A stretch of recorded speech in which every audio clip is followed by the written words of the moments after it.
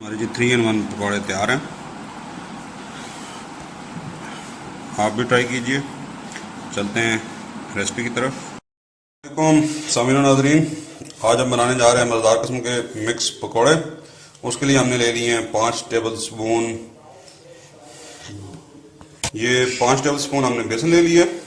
ये 3 बंदों की सर्विंग है नॉर्मल रूटीन में। अभी इसमें हम शामिल करेंगे नमक 1 टीस्पून या हस्बे जायका, 2 टीस्पून सुरख मिर्च पाउडर, 1 टीस्पून साबुत धनिया। इसको आप हल्का सा हाथों से तोड़ के डालें। इसको हम अभी मिक्स कर लेंगे। साथ में थोड़ा थोड़ा पानी शामिल करेंगे। पानी एहतियात से शामिल करना है कि इस तरह ना हो कि ये बहुत ज़्यादा पतला हो जाए। इसको आपने इतना नरम बनाना है कि देख लें ये बिल्कुल स्मूथ हो बहुत आराम से। और दूसरी चीज़ ये है कि इसको अच्छी तरह से मिक्स करना है ताकि इसके अंदर कोई खुश्क पोर्शन बाकी ना रह जाए, कोई दाना ना रह जाए। सबसे पहले जी हम बनाते हैं आलू वाले। ये आप आलू इस तरह से लें, उसको डिप करें और उसको निकाल के डाल दें ऑयल में। सबसे पहले अकेला एक पीस लें और उसमें नमक मिर्चें चख लें। कुछ कमी बेशी हो तो फिर आप उसको उस हिसाब से एडजस्ट कर लें। इस तरह से हमने ये एक आलू लेके इसको पूरी तरह से काट लिए। तो सबसे पहले हम एक पीस उठाएंगे, इनको डिप करते जाएंगे और पकाते जाएंगे। नमक मिर्च हमने चेक कर लिया जी। इस तरह से हम पीसेस को डालते जाएंगे और डाल के ऑयल हमारा बिल्कुल एकदम तैयार है। अच्छी तरह से कोट करना है, ये बात ध्यान में रखें, इसलिए मैं इन सबको इकट्ठा डाल रहा हूँ। अभी हम इनको निकाल के तो सबको ऑयल में डालते जाएंगे। ये हमने एक ही दफ़ा बेसन बनाया, उससे हम 3-4 किस्म के पकौड़े बना लेंगे एक ही दफ़ा में।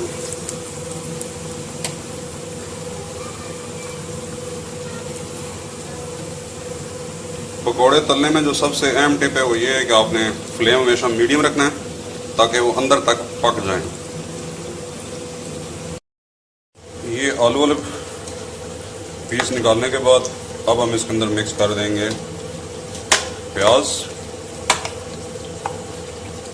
और बनाएंगे सिर्फ प्याज के पकौड़े, रिंग वाले नहीं बल्कि नॉर्मल। तो ये प्याज वाले डालेंगे। इसमें आपने ख्याल ये करना है कि आपने थोड़े थोड़े करके निकालने हैं ताकि इसके साथ ज़्यादा बेसन ना आए और ये प्याज वाले ही पकौड़े रहें। इस तरह साथ से आपने इंश्योर करना है कि बेसन ज़्यादा ना हो। इस तरह से जी हमने प्याज वाले डाल दिए। इसमें ये ख्याल रखना है क्योंकि प्याज इतने ज़्यादा सख्त नहीं होते, इनको पकने में ज़्यादा टाइम नहीं लगता। इसको साथ आप टर्न करते रहें टाइम से। ये प्याज वाले पकौड़े हमने डाल लिए।